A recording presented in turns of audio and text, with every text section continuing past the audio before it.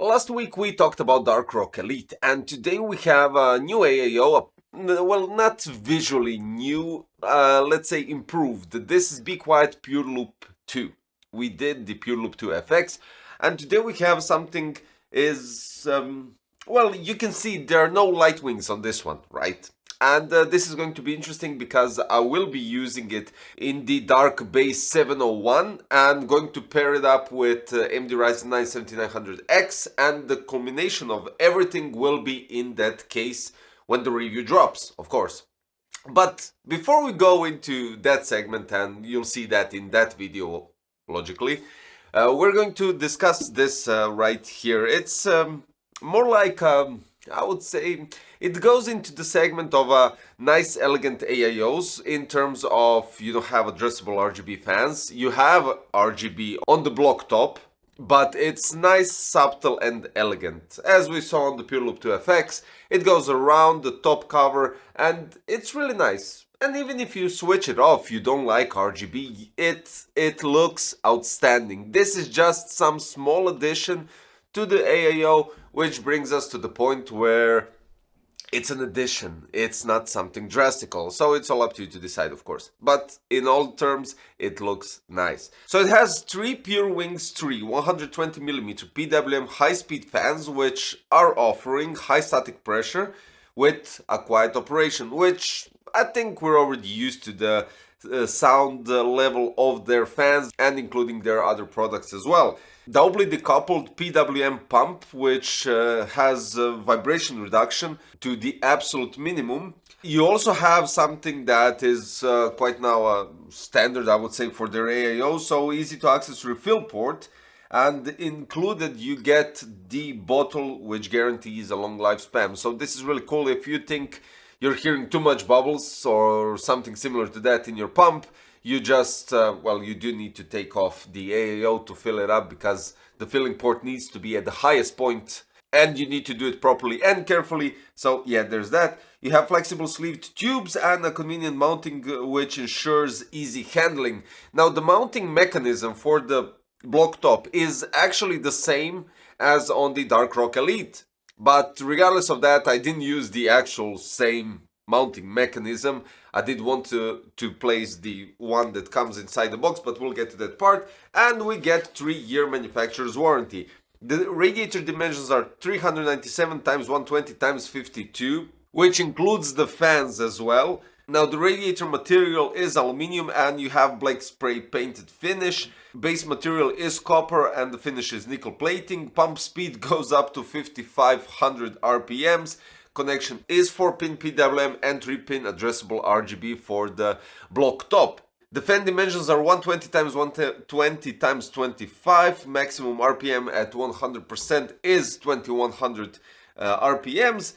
Input connector is 4-pin PWM, thankfully, and the lifespan is 80,000 hours. So I mentioned it has the same mounting mechanism as the Dark Rock Elite. So what's it all about? Well, basically, for AM5 you do need to remove that original retention brackets that come on the motherboard for AM4, AM5, and you place two plastic standoffs. Then you use those metal plates that have the thread in the middle to lock securely the block top or the Dark Rock Elite, doesn't matter.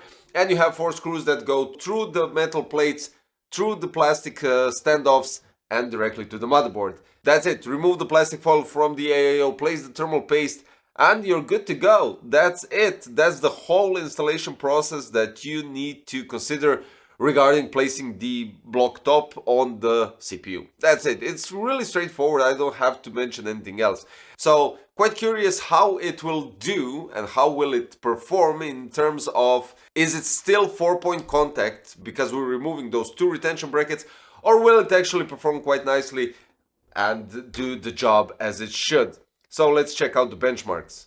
I decided not to use the AMD Ryzen 7 Pro 7745 as I promised in the Dark Rock Elite video. I did use it with Dark Rock Elite as you saw in that part, but the thermals in AIDA 64 Extreme Edition with AMD Ryzen 9 7900X3D are going to shock you. 66 degrees, which I haven't had in all benchmarks I did so far with that CPU. 4750 MHz clock speed.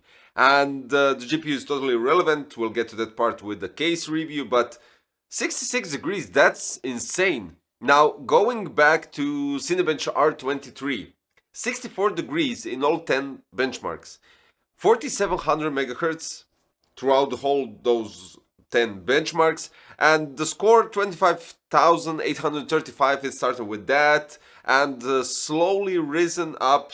I think with a bit of a tweaking and changing some details when we're talking about RAMs and all the other stuff, it could definitely go even above 26,000. But I'm quite positively surprised with the thermals on the CPU because, as already stated in a couple of videos before, the thermals go around 70, 75, 80, even touching 85.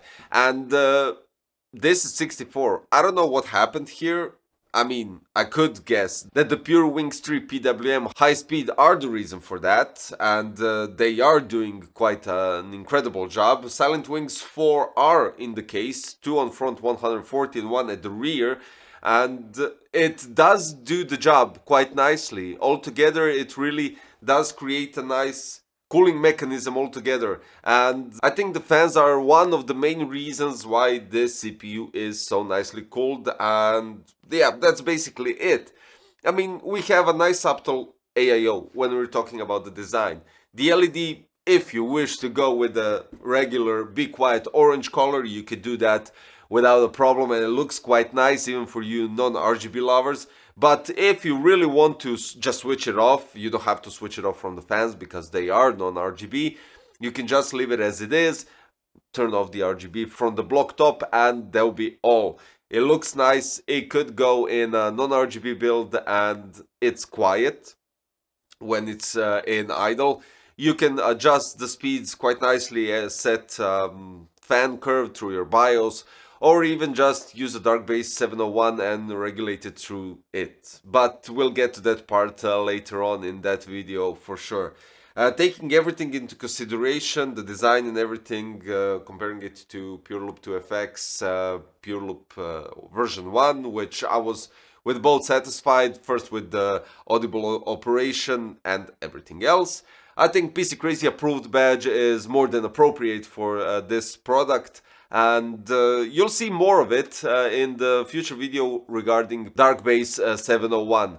So in those terms, don't forget to subscribe, hit the like button and click the notification bell so you don't miss that video, because we have loads of thermals and loads of benchmarks regarding the case, and of course you have loads of information regarding the case. And because of it, don't forget to do all those things. And finally, in the description there are the links which you can click and check out the products that I mentioned in this video if you're interested in buying them or just checking them out to see the price comparison and everything else. That'll be all for today, guys. Thank you for sticking by, and hopefully I will see you very soon. Bye bye.